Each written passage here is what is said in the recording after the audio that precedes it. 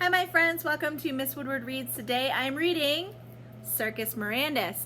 I am thinking about Dumbo just being released, and this is an amazing fantasy tale about circuses, circus life, and just the extraordinary. So I'm going to be reading Circus Mirandus by Cassie Beasley, and if I look at the back of this chapter book, this is the description. Grandpa Ephraim has always told Micah stories about the legendary Circus Mirandus, but that's all they've ever been, stories, until one day Micah stumbles upon the circus himself. It's real, a wonder to behold, a dazzling sensation. Micah knows there's more to the circus than meets the eye. The mysterious light bender, the circus's greatest illusionist, owes Grandpa Ephraim a miracle, and it's Micah's job to make sure he gets it. So this is a wonderful book. If you are interested in Circus Mirandus, you can find it in the library during your library time with Miss Banker. So I'm just going to read a little bit of Circus Mirandus, and if you're interested, like I said, you can check this out during your library time. Chapter 1, 4 small words. That was all it took to set things in motion.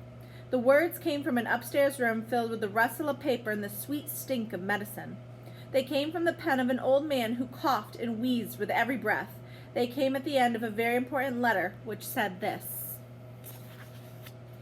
To the Lightbender, care of Circus Mirandus. I need to speak to you urgently. I hope you remember me, even though it's been many years since I was called to Circus Mirandus. Of course, I've never forgotten you. My name is Ephraim Tuttle, and we met during the war when I was a boy. You promised me a miracle. I don't know how I'll get this message to you. I haven't heard even a whisper about the circus since I was a much younger man. But you made a promise, and I believe through all these years that if I had need of you, you would come. Here the old man paused. He read over what he had written. His pen glinted in the yellow lamplight as he added the final line. I need you now. And at that moment, thousands of miles away, in the tent of the man who bends light, a messenger woke up. Chapter 2. Like a kettle.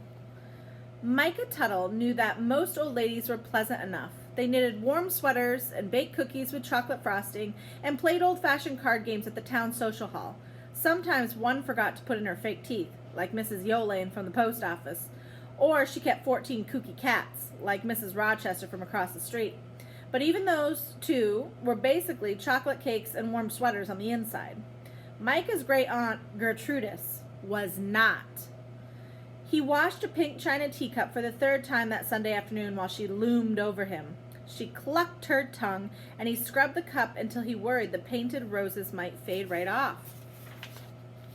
On the inside, Aunt Gertrudis was probably cough syrup.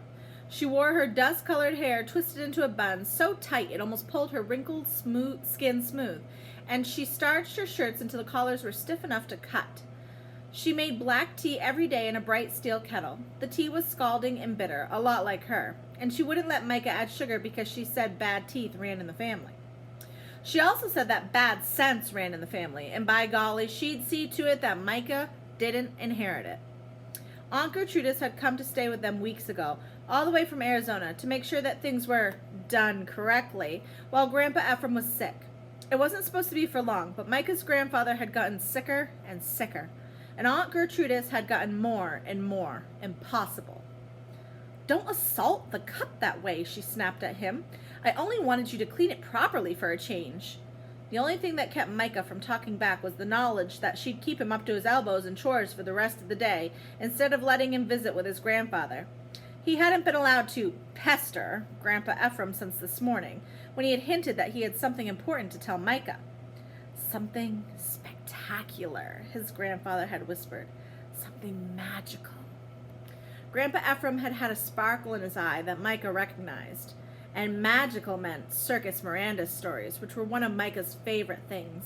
Magical also meant Aunt Gertrudis had hustled Micah out of the room before his grandfather could actually tell him anything. She seemed to think that those stories were just the sort of bad sense Micah might inherit if she wasn't careful. Just a few more minutes until you can see him again. He passed the teacup to his aunt as politely as he could and went to watch the kettle. While the water heated, the kettle popped like it was stretching out its joints. Soon the little bird on top would start to whistle. That was Micah's favorite part, the bird singing. He always looked forward to it. A tendril of steam curled out of the bird's silver mouth. The first faint whistle, when it came, reminded him of the last good days he had had with Grandpa Ephraim before Aunt Gertrudis had arrived. They'd been building a treehouse together.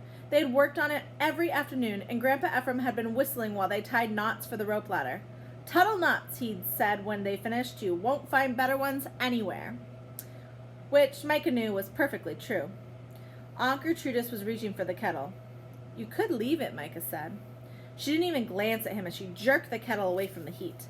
Micah strained his ears, trying to capture the last of the bird's song, but it was too late. All he heard was the blub-glub of the boiling water inside the kettle, and in an instant, even that sound disappeared. Aunt Gertrude splashed the tea bags up and down. "It's just that I like to hear it whistle," Micah said quietly. "It's just that you like to waste time."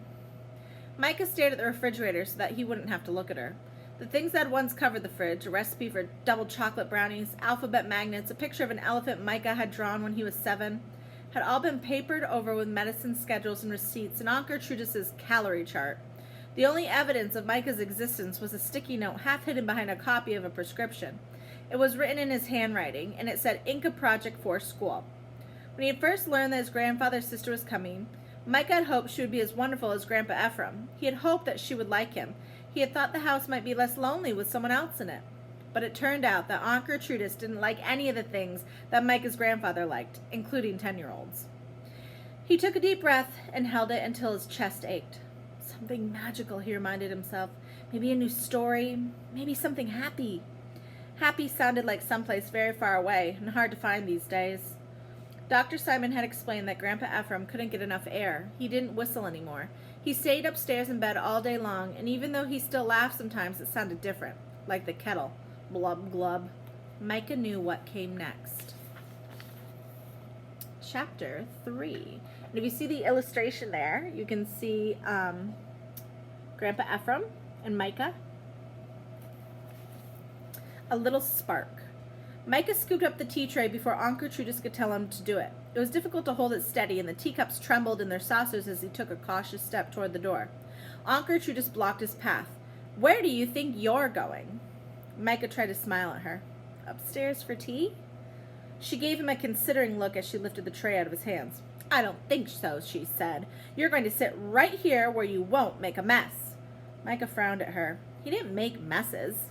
"But I always get to see Grandpa Ephraim during tea." She sniffed. "Ephraim's been exhausted lately. I think it's best if you don't bother him quite so often."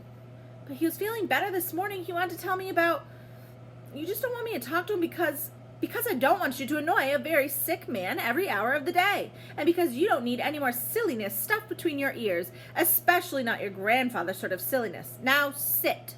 She nodded to the kitchen table. When he didn't move, she set a pink roses teacup on the table and raised her eyebrow at him. Lately, Micah felt like he was a rubber band that Aunt Gertrudis was stretching a little farther every time she spoke. Surely it couldn't go on forever.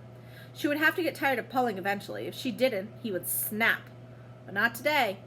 Micah dragged his feet as he went to the table. But he went. He gave his aunt the worst glare he could muster. She turned to the door. "He'll want to see me," Micah said to her stiff back. "Drink your tea." "I think—" She looked back at him. "Don't you have homework?" He glanced at the sticky note on the fridge. "That's what I thought. Maybe you can see Ephraim once you prove him that you are responsible and sensible about your obligations." She left without another word. Micah waited until he could hear the hard soles of her shoes clicking on the stairs, and then he poured his nasty cup of tea down the sink. When Micah trudged upstairs, Grandpa Ephraim's door was shut tight. Of course. "I'll sneak in as soon as Aunt Gertrudis leaves," he promised himself. He went to his room and flopped down on his unmade bed. He was supposed to be working on his half of a group project for social studies. Jenny Mendoza, the smartest girl in the whole 5th grade, was expecting Micah to bring a model of an Incan artifact to school tomorrow so that they could rehearse for their presentation. He hadn't exactly started on it yet, but it would be easy. One of the pictures in their textbook was of a thing called a quipu, which just looked like a bunch of strings tied into fancy knots. And Micah could do that with his eyes closed. Probably. Knots weren't regular homework when you were a Tuttle. They were something of a family specialty. Maybe, thought Micah, Grandpa Ephraim and I could make the quipu together.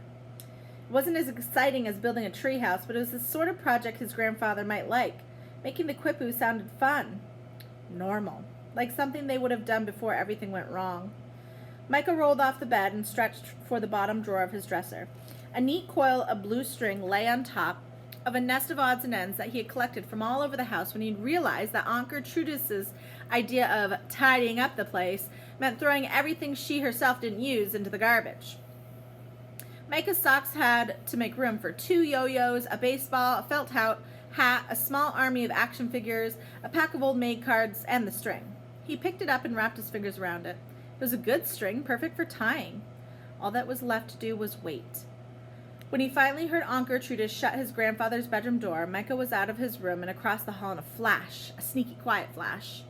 He slipped into Grandpa Ephraim's familiar room and took in it all with a glance. A ceramic duck crouched on top of the alarm clock. A 5-gallon pickle jar full of shooter marbles and tarnished coins sat in one corner. Pictures covered the pale blue walls. A couple of the photos, tucked away in corners, showed his grandfather standing with a pretty young woman whom Micah knew was his wife. Grandpa Ephraim didn't like to talk about her. There were pictures of Grandpa Ephraim's friends and places he'd been, and there was even a tiny one of Aunt Gertrudis, taken when she was a little girl. She had a cast on her arm. Micah liked to look at the pictures of his parents' wedding. They had died in a boating accident when he was 4, and the pictures helped him remember them. But his favorite photographs were of him and Grandpa Ephraim together. He liked to think they looked alike, even though his grandfather's hair was gray and his own was brown. Most of the pictures of the two of them were out of focus because they never really had figured out how to take a good photo using the timer on the camera. But in every one, they had the same hazel eyes and the same smile.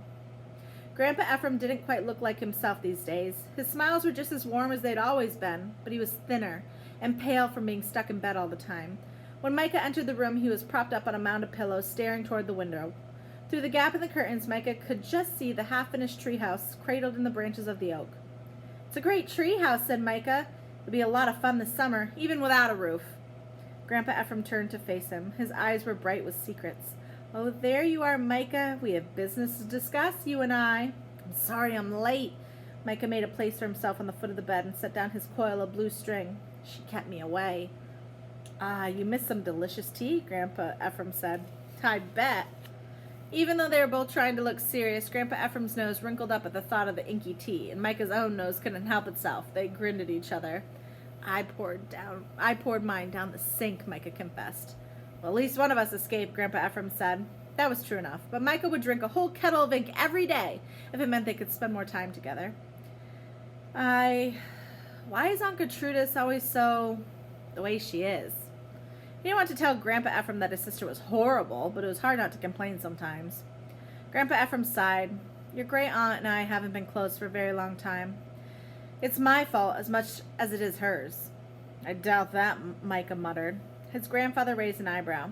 "It was good of her to come. She's not happy here, but we do need the help." "I could do everything she does," Micah thought, "and I would be a lot nicer about it." "I know she can be frustrating. If you could just try to get along with her for a little while longer." "I am trying." He didn't know how to explain it, to say that it seemed like he was doing nothing but trying these days. He was trying not to upset Aunt Gertrudis, and he was trying to find ways to help his grandfather. He was trying to be okay with everything, even though he was pretty sure he wasn't. "I'm trying a lot."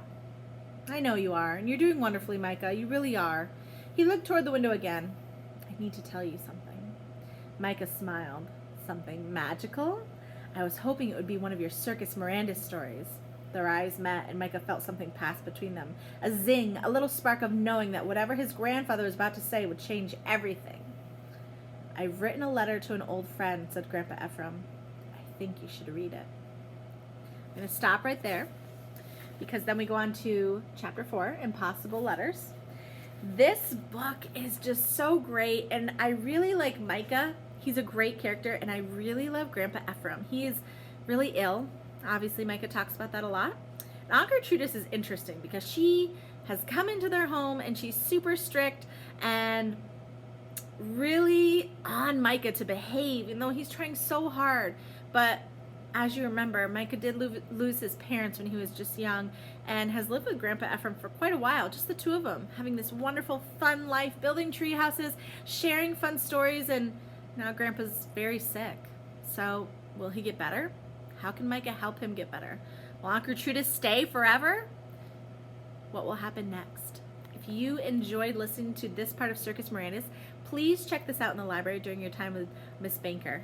Thanks, my friends.